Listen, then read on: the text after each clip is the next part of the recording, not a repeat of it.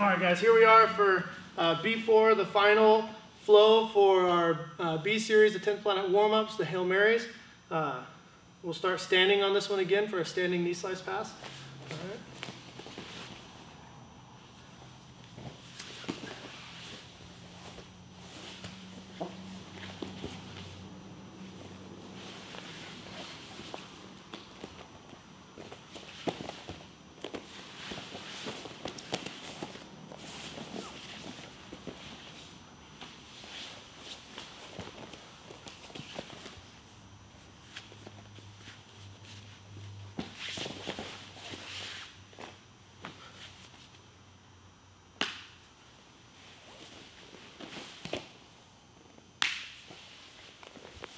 All right, guys, so we're going to start standing. We're looking for a standing knee slice pass. Our bottom partner is going to catch us in quarter Z. And so we're going to hit one on each side. And then the third one, they're going to catch us again, but we're going to look for a couple toe holds at the very end there. So I'm standing over the top of Vanessa here. I step in deep.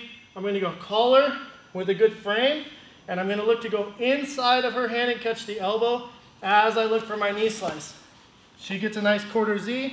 She stops me in my tracks with this knee shield, and both arms are going to look to go to post for frames. So once she gets those frames on that far side, I'm going to collect her elbow here. My right arm is looking to be an underhook when I heavy knee slice out. So I'm going to drop my hip on her knee shield and slide my knee way out as I get over the top and slide right into judo side control. Okay, from here I'm pulling the elbow up, transitioning to regular side control here. Now from here, she's going to jailbreak on the opposite side.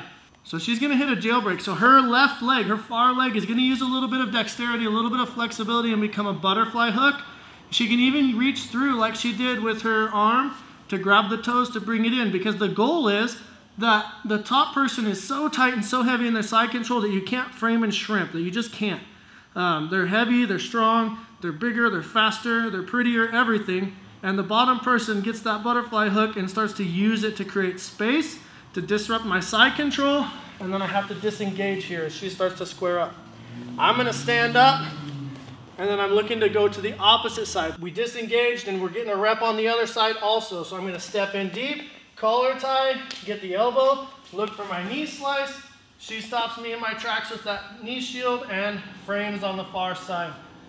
I'm posting here, dropping my hip, sliding my knee out away from my partner as I drop my hip and slide right up into judo side control. Pulling the elbow up, I switch my hips into regular side control. Again, the jailbreak, she reaches through, a little flexibility, a little dexterity, uses those toes to push away. I stand up one more time. Last time I'm going knee slice, boom. She catches me again. This time, she stopped me in my tracks, and she's gonna do a little quarter Z mini stomp. She's gonna hit this little quarter Z mini stomp. We're basically ankle to ankle here, shin to shin, instep to instep, whatever you wanna say. She's gonna use that and her hand on my knee to push me back into regular Z guard, okay? So she just improved her position by a quarter, all right? So that was quarter Z, this is regular Z, all right? From here, I'm gonna turn to her toes and begin to set up a toe hold. Again, just like we've said before, palm on the top of the foot where the toes meet the foot, and our outside arm wraps around the ankle, grabs our own wrist. Our wrists are curling over to create some tension. Pull it to my chest, and she's already tapping. That means it's working. From here, I gotta roll. I look away, I'm rolling over the inside shoulder again.